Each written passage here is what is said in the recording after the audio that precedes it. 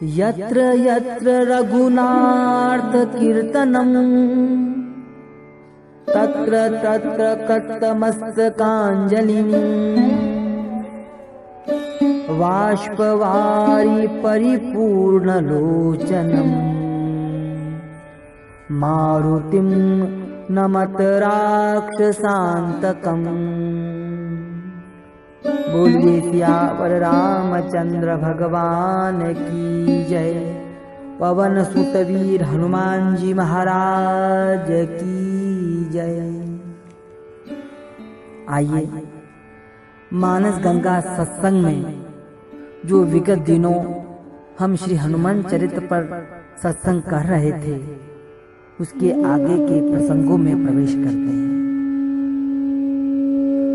श्री हनुमान जी महाराज को जब जामवंत द्वारा राम काज का सुमिरन कराया गया, तब श्री हनुमान जी महाराज विशालकाय बन गए और राम काज के लिए निकल पड़े। श्री हनुमान जी महाराज हम सभी जीवों के आचार्य हैं, गुरु हैं। हनुमान चालीसा में जय जय जय हनुमान गोसाई, कृपा करो गुरुदेव की नाई कहकर हम उनकी स्तुति करते हैं। ये मनुष्य शरीर तो मिला ही हम सबको राम कार्य के लिए ही है।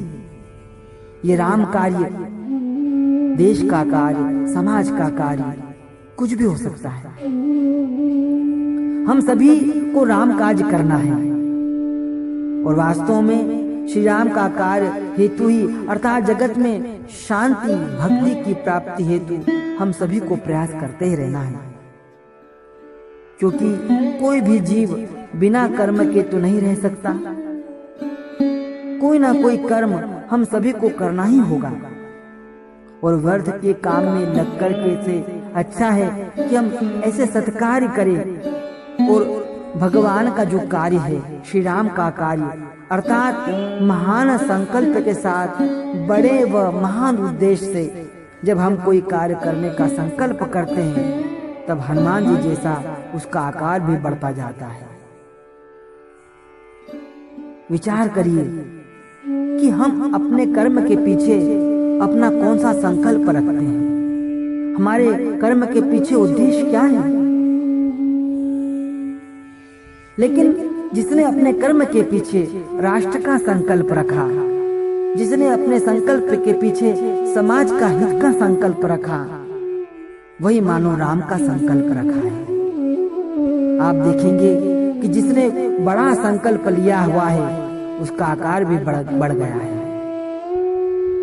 भगत सिंह, चंद्रशेखर आजाद, स्वामी विवेकानंद आदि ऐसे कई उदाहरण हैं हमारे इतिहास में। इन सभियों ने जो महान संकल्प लेकर काम किए हैं, तो उनका व्यक्तित्व भी बढ़ता गया है। इन सभी के चरित्रों को देखिए, इनके कर्म के पीछे उनका महान संकल्प था जो उन्हें बड़ा बनाता है। आकार का अर्थ केवल शरीर नहीं होता, आकार का अर्थ है उनका व्यक्तित्व, उनका प्रभाव। प्राचीन इतिहास में सभी के साथ ऐसा ही हुआ है, ऐसा होता भी है और आगे भी ऐसा होता रहेगा। जो ईश्वर, राष्ट्र, समाज, देश, विश्व को ध्यान में रख करके उनके संकल्प से कार्य करता है, उसका स्थान ऊंचा हो जाता है।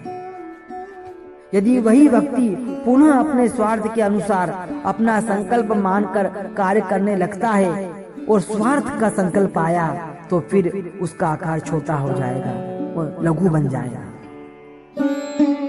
अपने संकल्प को बड़ा बनाइए। जब कोई गुरु, कोई समर्थ व्यक्ति हमारे कल्याण हेतु कोई बात कह देता है और वो बात हमारे हृदय में आकर बैठ जाती है और हमें लगे कि हाँ, इसीलिए हमारा जन्म हुआ है, फिर आप देखिए प्रभाव की वृद्धि क्या होती है। आपका प्रभाव, आपका व्यक्तित्व बढ़ जाएगा। वह व्यक्ति पर्वताकार होता है, अवश्य ही उसका व्यक्तित्व बढ़ेगा ही। हमारे शास्त्रों में यहाँ तक कहा है कि जब कोई शुभ कार्य, बड़ा कार्य पूरी तन्मयता से किया जाता है तो संभव है उसकी आयु भी बढ़ जाती है। इसका प्रमाण है हमारे शंकराचार्य जी महाराज का।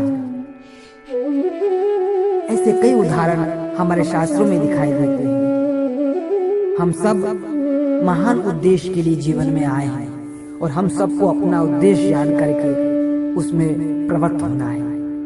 हनुमान जी चले हैं और किस प्रकार से वो आगे के मार्ग में बढ़ते हैं, कल हम कथा में इसका श्रवण करेंगे।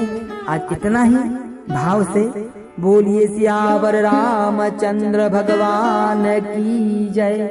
पवन सुत वीर हनुमान जी महाराज की जय।